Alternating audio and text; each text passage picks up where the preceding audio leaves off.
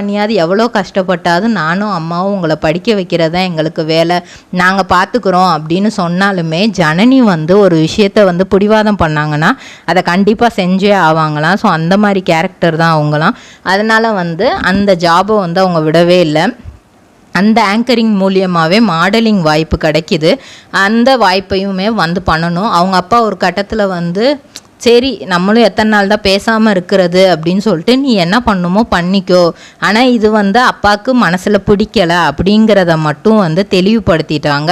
ஆனால் ஜனனியை பொறுத்த வரைக்கும் அம்மாவோட ஜுவல்ஸை நம்ம திருப்பி வாங்கணும் அப்படின்னா நம்ம இதெல்லாம் பண்ணி தான் நம்ம ஃபீஸை கட்டணும், நம்ம கொஞ்சம் சம்பாரிச்சாதான் அது எல்லாத்தையும் திருப்ப முடியும் அப்படின்ட்டு பாக்குமட்டை தயாரிக்கும் மிஷின் கிடைக்கும். அதற்கான ரா மெட்டீரியல்ஸையும் வருடம் முழுதும் நாங்களே சப்ளை செய்து வருகிறோம். நீங்கள் செய்யும் தட்டுகளை நாங்களே எடுத்துக்கொள்கிறோம். அதற்கான லோன் வசதியும் செய்து தருகிறோம்.